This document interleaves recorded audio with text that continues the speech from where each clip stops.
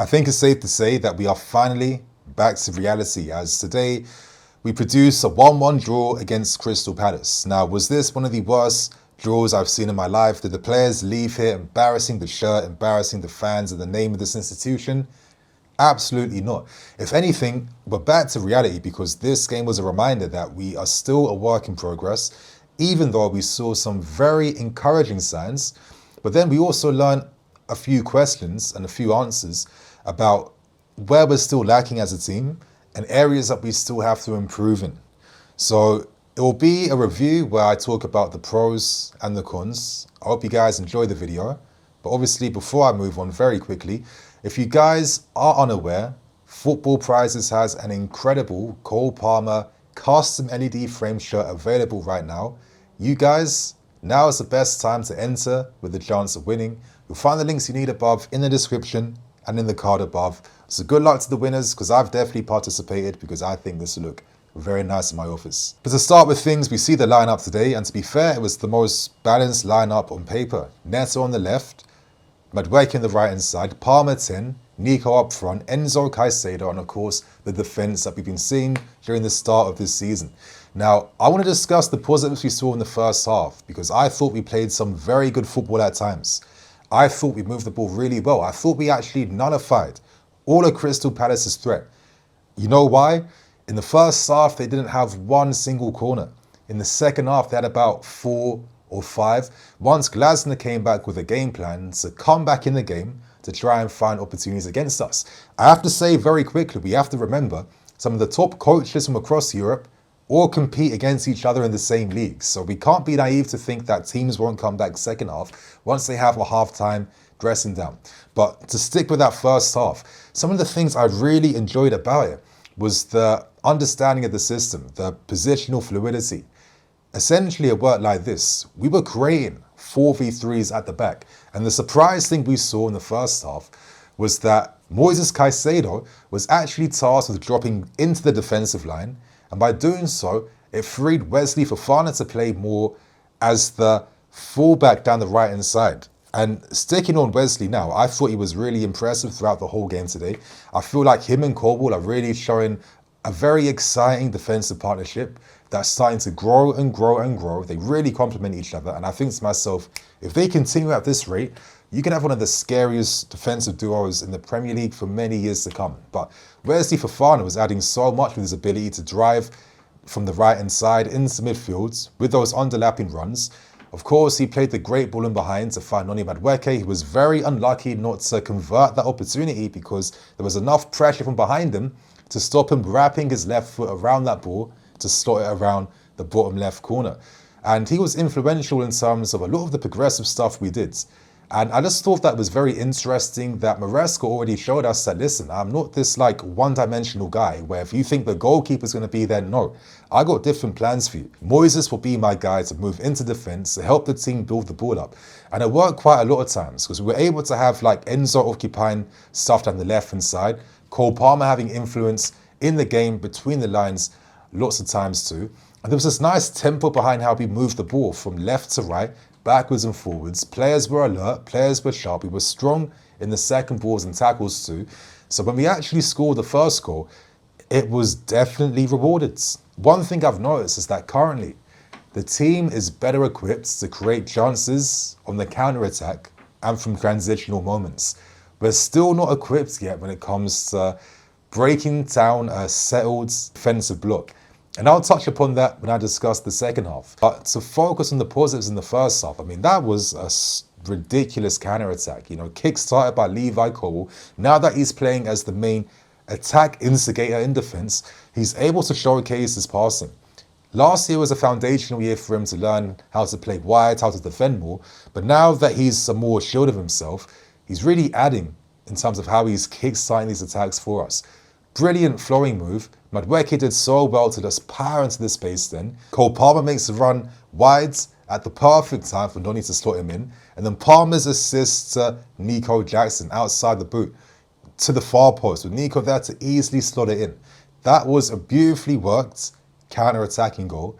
And once that goal went in, the thing I wanted to see was the willingness to maintain the intensity. Because I think the difference between us and the very best teams, right, is that when the very best teams score a goal, they also realize this is now the key period now to smell blood, put the intensity up, and look to find the second goal. Because once you take advantage of a team that have just conceded, where their heads are down, their confidence is down, and you get that second goal, the game is wrapped up and the game is now in your favour.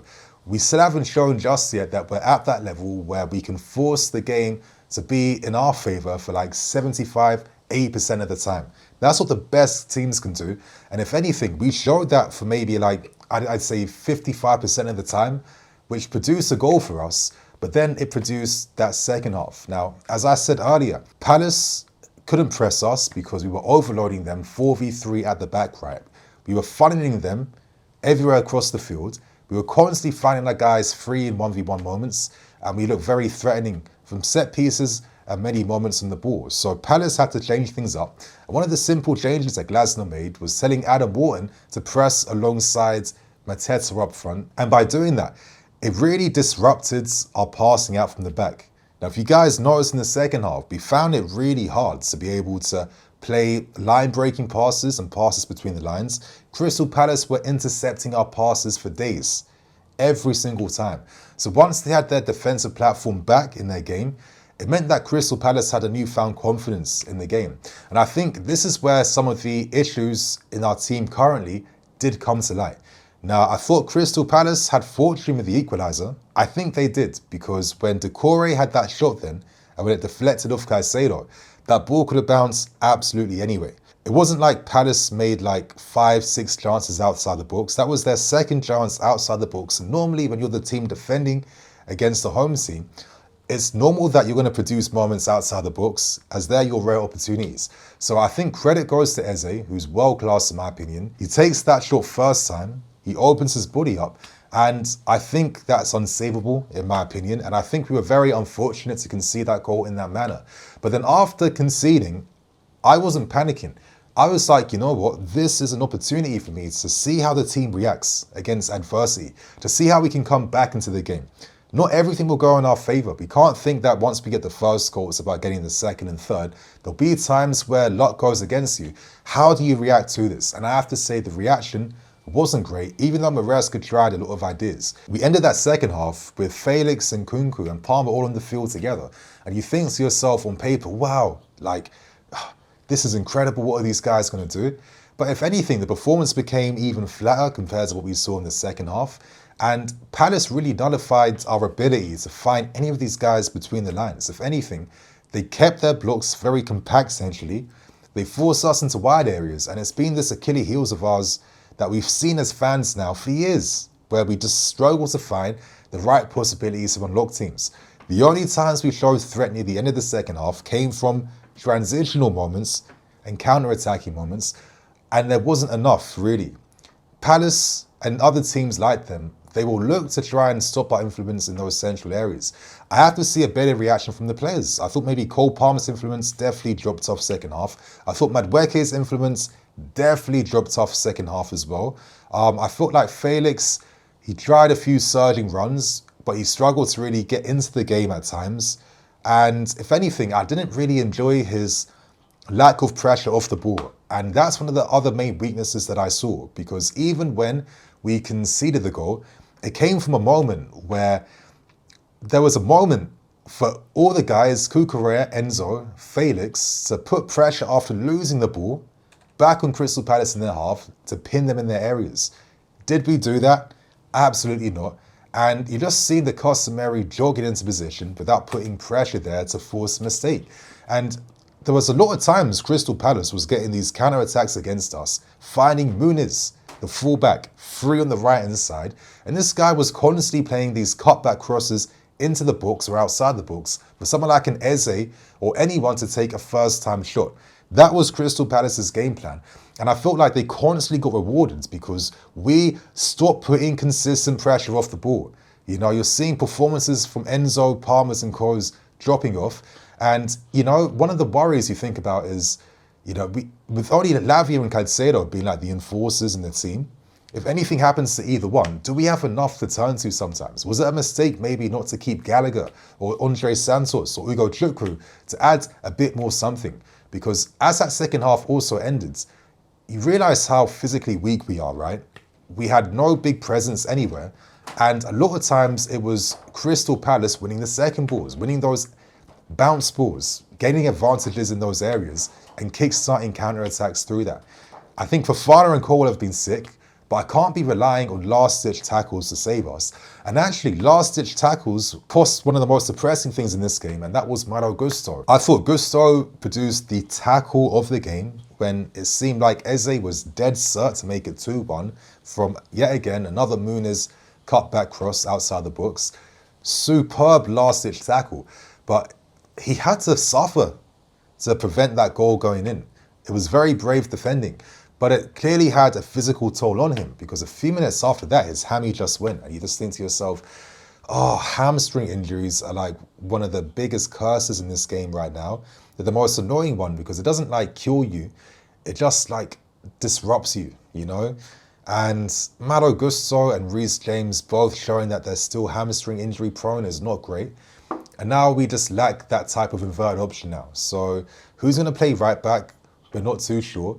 If anything, is this now going to be an opportunity for Ben Chilwell? Could we decide that Ben will be the overlap guy and the right back will be the one who inverts now? That will be interesting, because we did see that Caicedo, as the game ended, he played the inverted right back role. Is that something we could see him continue to play in? And if so, could Ben then become a possibility in terms of the attacking threat down the left? Time will tell. We will see what happens there. But just to end with things, listen, it wasn't a terrible performance. When things worked for us, they really worked. We showed a lot of energy. We showed personality on the ball.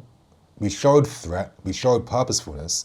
But when things worked out against us, once our game plan was getting figured out by Crystal Palace, once they packed men in midfield, once they screened all our guys between the lines, making interceptions for fun, you know, and then once they started using their physical superiority against us, we struggled and we didn't really find possibilities to really have a confident chance to get back into the game. And that was the disappointing thing. Now there's question marks. If there was an Osimhen that allows us to pump balls inside the box, could that have been an option? I think the reason why we tried to sign him in deadline day was to definitely give us that possibility, right? Equally, I think the false nine thing can work, but if that is going to work, it's going to require maybe a bit more personality from the players at times. I thought, listen, in the second half, there was occasions for these guys to maybe, you know, show their skill, show their dribbling ability, get past them, man, create spaces that way. But again, to use the system to create goals, that's going to take a lot of time to do that perfectly, right? And it's quite clear from this game that time is still definitely needed, and we'll produce good moments, but then reality will also kick us in the arse. So my friends, that's review out of the way. Share your thoughts and opinions. And on that note, I am Nini FC. This is BlueLionsTV. See you all soon. Cool.